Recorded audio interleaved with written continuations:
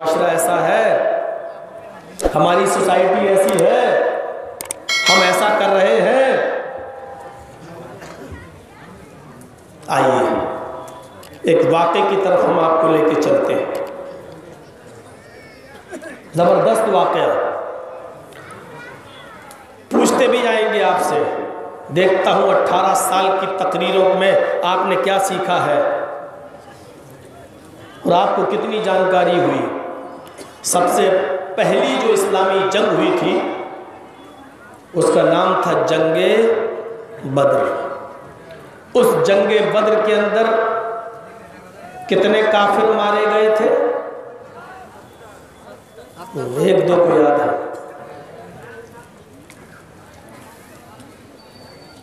नशा करने वाली कौम बहुत जल्दी भूलती है, दीन की बातें उसको जल्दी याद नहीं रहती। नशे ने हमारी अकल बांध दी है।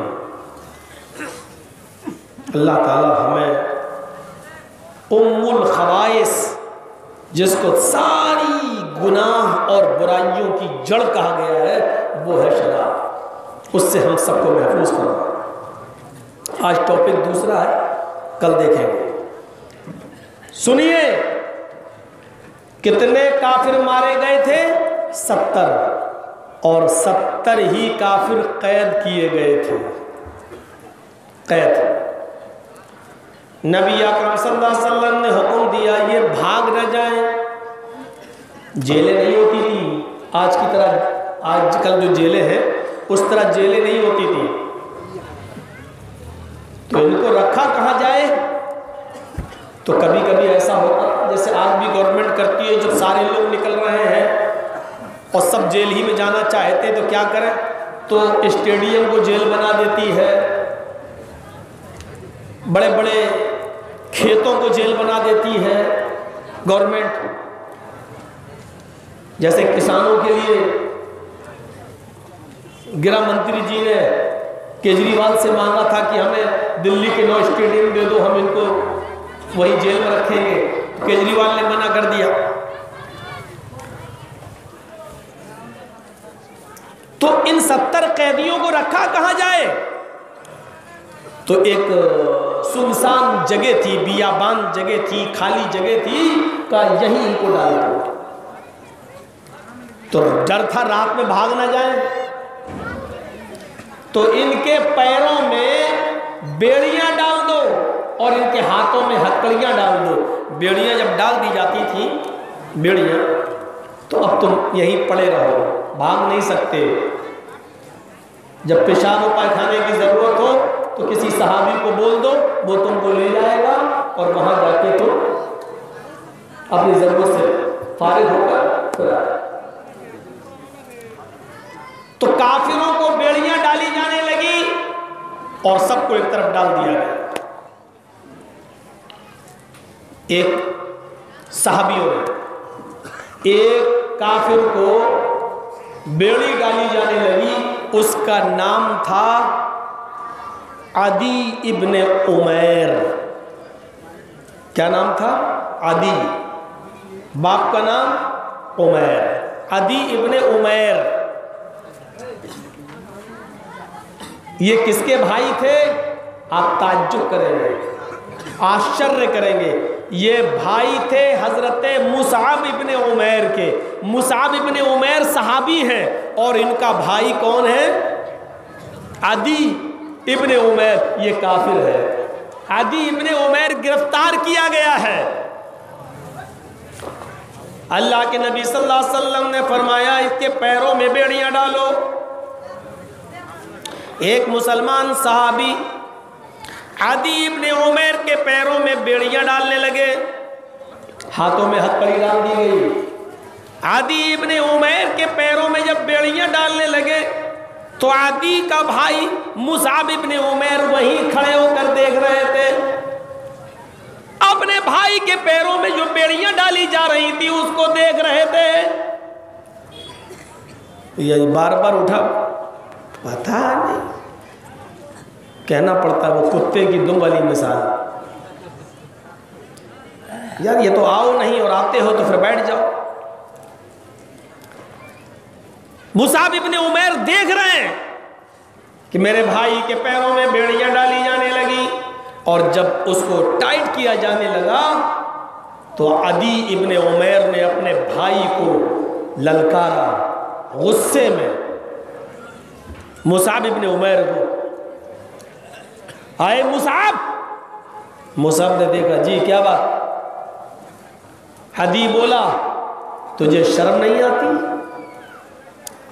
मैं तेरा सगा भाई हूं, तेरी रगों में जिस बाप का खून दौड़ रहा है उसी बाप का खून मेरी रगों में भी दौड़ रहा है। जिस बाप ने पाल पोस कर तुझे बड़ा किया उसी बाप ने मुझे भी बड़ा किया। तुझे शर्म नहीं आती कि तेरे सामने तेरे भाई के पैरों में बेड़ियां डाली जा रही हैं और हाथों में हथकड़ियां डाली जा रही हैं और बेड़ियों को टाइट किया जा रहा है, और तू खड़ा होकर देख रहा है? तेरी गैरत कहां चली गई? तू कैसा मेरा भाई है?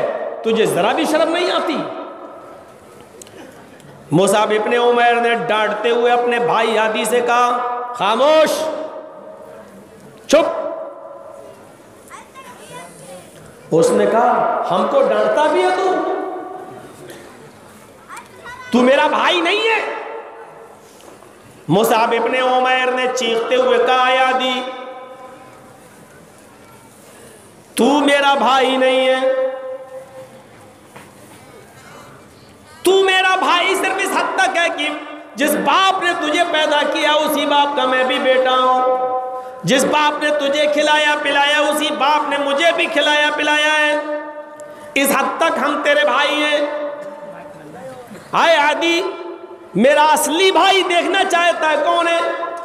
मुसाब इब्ने उमैर की ईमानी गैरत देखिए। आए आदि जानना चाहता है कि मेरा असली भाई कौन है?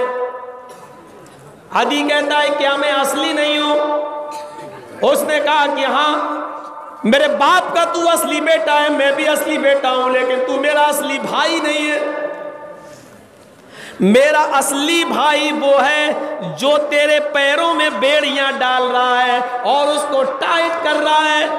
अभी ने चीखते हुए कहा, आए मुसाब, आज ये तेरा भाई हो गया है, इतना बड़ा भाई हो गया है जो मुझसे भी ज्यादा तेरी नजरों में इज्जत पा गया है, और तू इसको असली भाई कहने लगा है।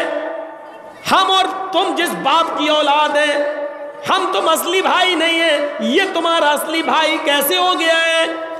हजरत मुसाब इब्ने उमैर कहते हैं, वो मेरा असली भाई इसलिए है कि उसने भी वही कलमा पढ़ा है, अशहदु अल्ला इलाहा इल्लल्लाह व अशहदु अन्ना मुहम्मदन अब्दुहु व रसूलुहु, और मैंने भी यही कलमा पढ़ा है, अशहदु अल्ला इलाहा इल्लल्लाह व अशहदु अन्ना मुहम्मदन अब्दुहु व रसूलुहु। ये भी मुहम्मद रसूलुल्लाह पर उतरी हुई किताब पर ईमान रखता है, और मैं भी कुरान पर ईमान रखता हूँ। ये भी 5 वक्त का नमाजी है, मैं भी 5 वक्त का नमाजी हूँ। आए आदि, तू मेरा असली भाई नहीं है, मेरा असली भाई वो है जो तेरे पैरों में बेड़ियां डाल रहा है और उसको टाइट कर रहा है।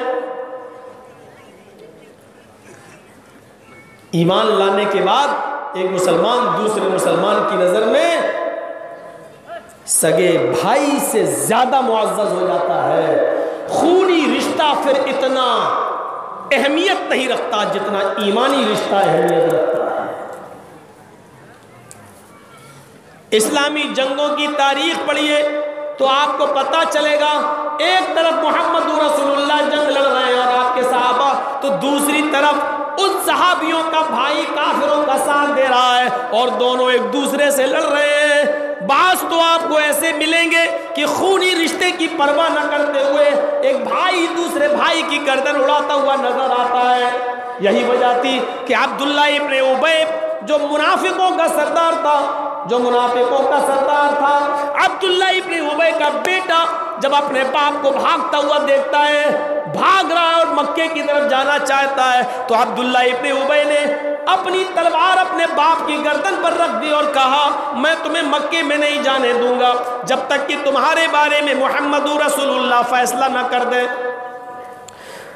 मेरे बेटे तुम मुझे मारोगे? हाँ, मार दूंगा अगर तुम मक्के की तरफ जाओगे, रुक जाओ यहीं पर। अल्लाह के नबी पीछे पीछे आ रहे हैं जब तक वो तुम्हारे बारे में फैसला ना कर दे।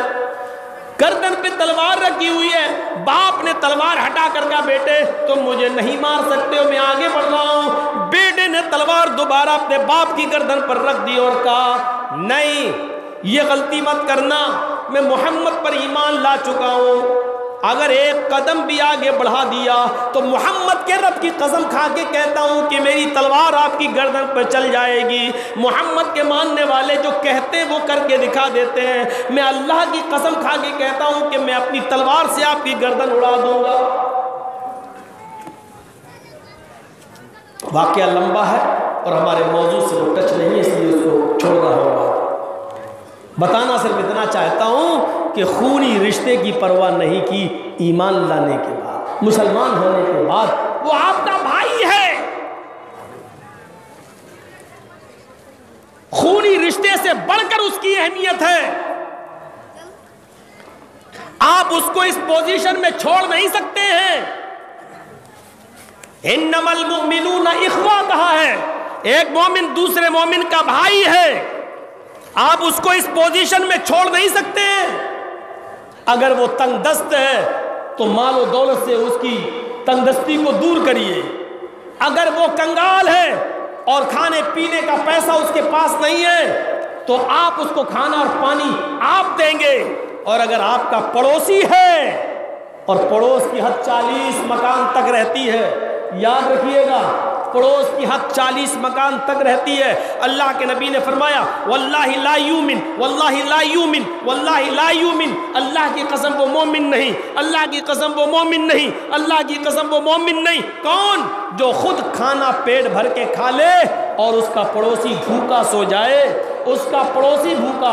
और यहाँ तो मुसलमान की बात कर रहे हो, पड़ोसी में मुसलमान का लफ्ज़ भी नहीं कहा। आपका पड़ोसी चाहे गैर मुस्लिम हो, हिंदू हो, सिख हो, ईसाई हो, जैनी हो, बुद्धिस्ट हो, कोई भी हो, अगर वो भी भूखा है और आप पेट भर के खाना खा के सो गए और उसके घर में चूल्हा नहीं जला तो आप मोमिन नहीं। ये अल्लाह के रसूल सल्लल्लाहु अलैहि वसल्लम ने फरमाया है। तो जब गैरों के साथ ये सलूक तो अपनों के साथ सलूक क्या होगा? आदि इब्ने उमैर के इस वाक़े से आप जरा अंदाज़ा लगा सकते हैं। गौर करिए, आप सफ़र में 1-2 घंटे, 5 घंटे, 24 घंटे के सफ़र में इतनी दोस्ती हो सकती है, एक दूसरे की जान और माल का मुहाफ़िज़ हो सकता है। तो ईमानी रिश्ते की फिर वैल्यू है कि मुआशरे में उसकी जान और माल की हिफाजत की जिम्मेदारी आपके ऊपर आयद होती है। और आगे बढ़िए मेरे प्यारे साथियों, दौर याद कीजिए जब काफिरों ने मक्का में अल्लाह के रसूल को और सहाबा को मजबूर कर दिया, जब मक्के में नहीं रहने दिया, नबी अकरम ने सहाबा को मक्का छोड़कर मदीना हिजरत करने की इजाज़त दे दी। जब सहाबा मक्के से मदीना की तरफ रवाना होते हैं और मदीने में जिन लोगों ने इस्लाम कबूल कर लिया, जब उन्होंने मक्के से आने वाले मुहाजिरों को देखा तो उन्होंने अपने दिल के सारे दरवाजे खोल दिए। क्यों? हमने तो यही मिजाज देखा है, हमारे पास बहुत सी दौलत है, बहुत सा माल है, मेरी कोई औलाद नहीं है, मेरा कोई बेटा बेटी नहीं है, अब इस माल को हम किसको दें? तो हम अपने रिश्तेदारों को सोचते हैं कि हम तो मर जाएंगे, हम अपना ये माल किसी रिश्तेदार को दे दें, हम अपने फलां को दे दें, हम अपने फलां को दे दें, हम अपने फलां को दे दें। लेकिन मदीने वालों ने अपने रिश्तेदारों को नहीं देखा। मदीने में जब मक्के से जाने वाले कुरैशी मुहाजिरीन की जब संख्या बढ़ी और ये मदीना पहुंचे तो मदीने के लोगों ने ये कहा आज हमारे भाई हमारे पास आ गए हैं, ये भी वही कलमा पढ़े हैं जो कलमा पढ़कर हम मुसलमान हुए हैं, इन्होंने भी मोहम्मद रसूलुल्लाह को अपना आखिरी नबी माना है, एक अल्लाह की इबादत करते हैं। मदीने वालों ने अपने मालो दौलत के खजाने खोल दिए। अब आप उनका इंसार देखिए, सिर्फ मुसलमान होने की वजह से कलमे की बुनियाद पर उन्होंने कितनी फराख दिली का सबूत दिया।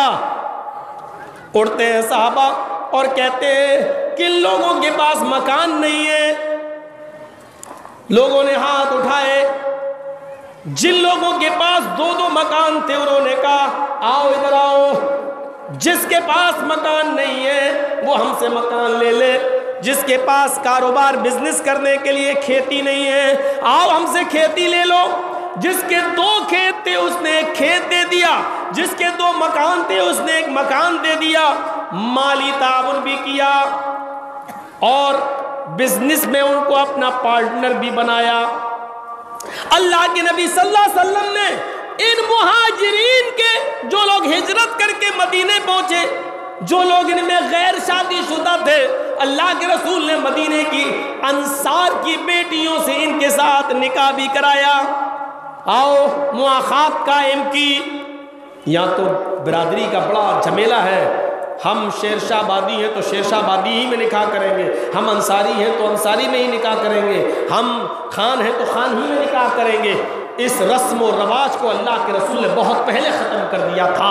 अरब के, मक्के के कुरैशियों का निकाह मदीने में अंसार की बेटियों से हो रहा है। लोगों ने तो यहाँ तक कहा है, हालांकि उसकी कोई मिसाल मिलती नहीं है, लेकिन यहाँ तक कहा गया है जो लोग शादीशुदा थे और मक्के में मजबूर होकर वो माँ बाप ने अपनी लड़कियों को रोक दिया और इन सहाबियों के साथ मदीने में नहीं जाने दिया, मदीने में नहीं जाने दिया। कहा नहीं, मेरी बेटी है, तुम्हारी बीवी जरूर है, तुम्हें जाना हो जाओ, लेकिन हम अपनी बेटी को तुम्हारे साथ मदीने नहीं जाने देंगे। ये लोग अपनी बीवियों को मक्का छोड़कर मदीने की तरफ गए, अपनी बीवियों को छोड़ के मदीना पहुंचे तो मदीने के अंसारियों ने यहाँ तक कह दिया, जिसके पास बीवी नहीं है वो हमारे घर चले, हमारे पास 2 बीवियां हैं, हम अपनी दोनों बीवियों को तुम्हारे सामने बिठा देते हैं, तुम देख लो, मेरी जो बीवी तुमको पसंद आ जाए मैं अपनी उस बीवी को तलाक दे देता हूँ, वो इद्दत गुजारेगी और तुम उसके साथ निकाह कर लेना। लेकिन अरब के मुहाजिरीन ने, मक्के के मुहाजिरीन ने उनकी इस पेशकश को कबूल नहीं किया। तुमने अपने सुकून के लिए 2 बीवियां रखी हैं तो तुम रखो, हम तुम्हारी बीवियों को क्यों लेने लगे? हमें तो अपनी कमर सीधी करने के लिए थोड़ी सी ज़मीन दे दो, हमें थोड़ा सा खेत दे दो, हम यहीं पर खेती बाड़ी करके अपना पेट पालेंगे। और हम तो इस्लाम की नश्र व इशाअत के लिए आए हैं, हम तो जनाब मोहम्मद रसूलुल्लाह के दीनी काम में मुआवनत के लिए आए हैं, हेल्प के लिए आए हैं। मेरे प्यारे साथियों, ये सिर्फ इस वजह से कि ये कलमा पढ़ गो मुसलमान है, और जब मुसलमान हो गए तो फिर खूनी रिश्ते से बढ़कर इनकी अहमियत हो गई है। अब मेरे सगे भाई की जो खूनी रिश्ता है, अब उसकी अहमियत इतनी ज़्यादा नहीं जितनी ईमानी, जिसने कलमा पढ़कर जो हमारे मज़हब में आ गया है उसकी हैसियत है। वो हमारा कलमा गो भाई है और उसकी हेल्प की जिम्मेदारी हमारे ऊपर। अब उसकी तकलीफ को हम अपनी तकलीफ समझेंगे, उसके दर्द को हम अपना दर्द समझेंगे, उसकी परेशानी को हम अपनी परेशानी समझेंगे, तब तो ठीक है। वरना याद रखिए, हम मुआशरे में जानवरों की तरह जी रहे हैं। जैसे जानवरों के सामने चारा डालो तो वही बकरी जो अपने बच्चे को दूध पिलाती है, लेकिन जब चारा उसके सामने डाल दिया जाए तो वो अपने बच्चों को भी सींग मार के भगाती है और खुद सारा चारा खा लेना चाहती है। जरा तसव्वुर कीजिए आप, हम जिस समाज में रह रहे हैं, अगर हमें अपने पड़ोसी की फिक्र नहीं है, हमें अपने मुसलमान भाई की फिक्र नहीं है, सारी दौलत हमें मिल जाए, सारा बिजनेस में जो हम कमा रहे हैं वो हमें फायदा हो, हमारे पड़ोसी को कुछ ना हो, तो आप समझ लो कि हमारी और आपकी जिंदगी इंसानों की नहीं है, इस्लामी नहीं है, जानवर की तरह हम अपने मुआशरे में रह रहे हैं। हम जानवर हैं, इससे बढ़कर हमारी हैसियत कुछ नहीं है। जैसे जानवरों को अपने जानवर की फिक्र नहीं होती है, उसी तरीके से हमें भी एक इंसान है, हमें अपने भाई की फिक्र नहीं हो रही है, हम एक जानवर की जिंदगी गुजार